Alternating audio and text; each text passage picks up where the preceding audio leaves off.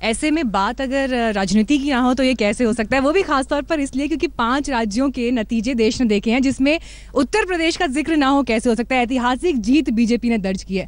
स्वामी जी, आप इसे प्रधानमंत्री मोदी की इंडिविजुअल जीत मानते हैं या फिर आपको ये लगता है कि समाजवादी बीएसपी इनसे इतना परेशान हो गया था यूपी कि अब परिवर्तन की राह पर निकल पड़ा? देखिए,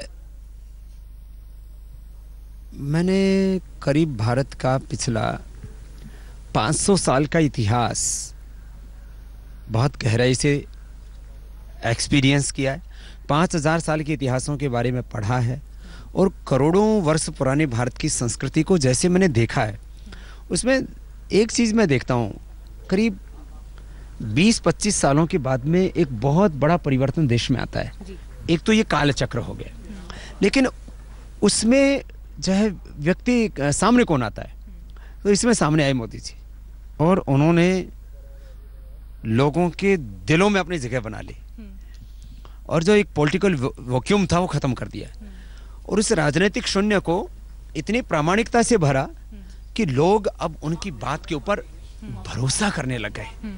ये बहुत बड़ी बात होती है कि किसी की बात पर लोग भरोसा करने लगे, ये कभी कभी ऐसा हो पाता है। तो पूरे उत्तर प्रदेश के लोगों ने, उत्तराखंड के लोगों ने इस कदर भरोसा किया कि मतलब अब राम हमारे जो है करोड़ों वर्ष पुरानी संस्कृति में बहुत बड़े आदर्श हैं।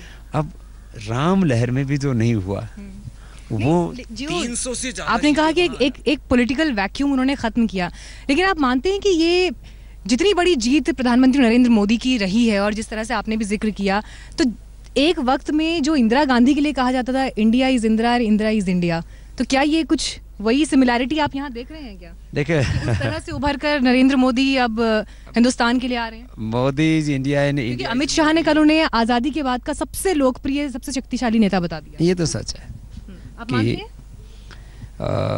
इस समय जिस दौर से भारतीय लोकतंत्र और राजनीति गुजर रही है, उसमें मोदी जैसा दूसरा कोई चेहरा, चरित्र और एक जिसको कहते हैं आचरण वाला, परफॉर्मेंस वाला दूसरा नेता दिखाई नहीं देता है।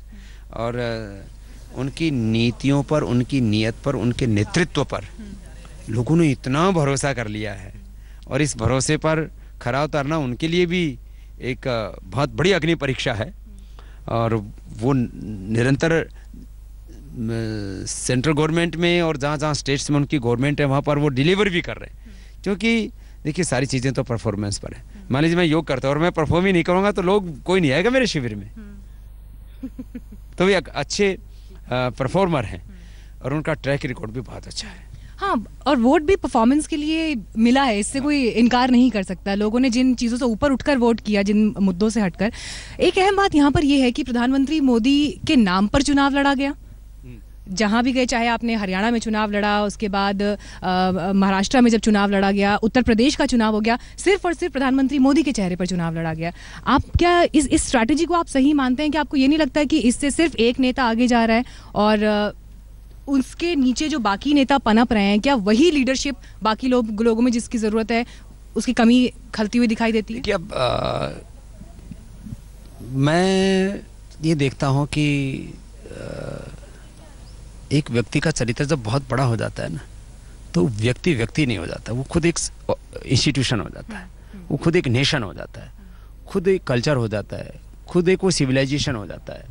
संस्कृति, सभ्यता और समाज, माने पूरी चीज़ें उसके चारों तरफ घूमने लगती है। तो यदि आप राजनीति में भी बात करें तो मोदी जी माना कि इस समय राजनीति के केंद्र में बने हुए हैं और बीजेपी में स्टेट्स में भी एक अच्छा नेतृत्व खड़ा हो रहा है और जहाँ जहाँ अच्छा नेतृत्व है वो अपने भीतर उसको समाहित भी कर रहे हैं। इससे हो सकता है कुछ पॉलिटिकल पार्टी वाले लोग थोड़े परेशान होंगे, तो उनका परेशान होना लाजमी है। तो मैं ऐसा नहीं मानता कि केवल यहाँ पर व्यक्तिवादी परंपरा चल रही है। जैसे यूपी में नंबर्स बढ़ गए, उत्तराखंड में ज़बरदस्त जीत हासिल की, अब इसे देखते हुए राज्यसभा में भी नंबर इम्प्रूव होंगे, यकीनन। तो आपको लगता है कि एक वो निरंकुश होने का जो एक डर होता है वो कहीं पर देखिए, क्योंकि अब तो आगे अगले साल की भी बात करें तो अब तो राष्ट्रपति भी आपकी पसंद के आ जाएंगे। अच्छी बात है ना, यदि बहुमत नहीं होता है तो हम कोई बिल, कोई प्रस्ताव पारित नहीं करा सकते। इसीलिए मैंने ये सवाल पूछा कि आपके नंबर्स क्योंकि राज्यसभा में अब तक आपको मुश्किल होती थी। यदि जो है आप बैसाखियों पर चलते हैं तो लोग आपको ब्लैकमेलिंग करते हैं, और ये पिछले दिनों देखा है। पिछले भारतीय राजनीति के करीब जो 15-20 साल का दौर है, इसमें हमने देखा है कि जब अलायंस की गवर्नमेंट होती है तो किस तरह से उसमें जो क्षेत्रीय पार्टियां हैं वो जो मंत्रालय उनको मिलते हैं वहाँ लूट मचाती हैं। अगली बात कि निरंकुश, देखिए आदमी के ऊपर, क्योंकि ये अक्सर कहा जाता है कि मजबूत विपक्ष का ना होना सत्ता को निरंकुश बना देता है। देखिए, जिस व्यक्ति के अंदर धर्म तत्व नहीं है, अर्थात उसके अंदर जस्टिस नहीं है, उसके अंदर सत्य नहीं है, उसके अंदर प्रजाहित, राष्ट्रहित का भाव नहीं है, तो ऐसी जो सत्ता है वो तो बड़ी खतरनाक होती है। लेकिन मोदी जी को लेकर के मुझे नहीं लगता कि ये, आपको भरोसा है कि वो निरंकुश नहीं होंगे।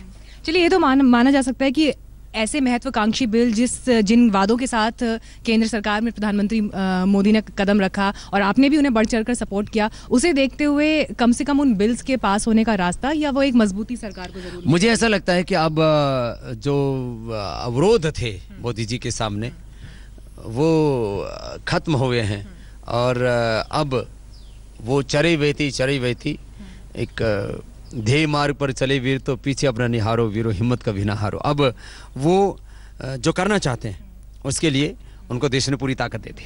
एक बहुत दिलचस्प बात है ये नतीजों को लेकर, मैं आपसे पहले ही पूछना चाह रही थी, लेकिन जिस तरह से नोटबंदी, सर्जिकल स्ट्राइक, इन सब, आप मानते हैं कि जनता ने, गरीब जो है उसने इन तमाम मुद्दों पर सरकार के साथ खड़े होकर वोट किया? देखिए, विपक्ष ने इन्हीं मुद्दों को प्रचारित किया था मुखालफत करते हुए। तो जो प्रचार किया विपक्ष ने, अब वो उसको भारी पड़ रहा है, क्योंकि लोग मोदी जी की नीतियों के साथ, उनके नेतृत्व के साथ और उनकी नीयत के साथ खड़े हो गए। इसका मतलब जो है, लोकतंत्र में लोग बड़े होते हैं, पार्टियां बड़ी नहीं होती। चलिए, बहुत एक नोट, जिस नोट पर आपने ये बात खत्म की, हम उम्मीद करते हैं कि आगे का रास्ता भी सरकार के लिए, आपने तो विशेष भी यहाँ पर दे दिए। अच्छा, और कोई मैसेज आप योग को लेकर देना चाहेंगे यहाँ पर, क्योंकि ये जो आपने यहाँ पर निरामयम का उद्घाटन आज हो रहा है, उसे लेते हुए, क्योंकि अब जून में बिल्कुल अब योग दिवस भी आने वाला है। योग को हमने देश में तो जन आंदोलन बना ही दिया था। हम चाहते हैं कि पूरी दुनिया में योग जन आंदोलन बने, और मुझे पूरा विश्वास है कि योग एक जन आंदोलन बनेगा, और फिर से पूरी दुनिया योग और अध्यात्म की शरण में होगी, और यही भारत का जगत गुरु, विश्व गुरु होना है। बहुत बहुत शुक्रिया आपका, स्वामी रामदेव। तो स्वामी रामदेव से हमने ये खास बातचीत की, और उन्होंने अपने जो भी इस निरामयम को लेकर कार्यक्रम था और इसे लेकर जो भी अहम महत्वाकांक्षी योजनाएं थी, लेकिन सत्ता को लेकर उनका संदेश साफ है कि भरोसा एक बार फिर प्रधानमंत्री नरेंद्र मोदी की लीडरशिप में जताया, और ये जाहिर कर दिया कि जनता वोट उसी को देती है जो उनके लिए काम करता है और उनके विकास के वादों पर खरा उतरता है।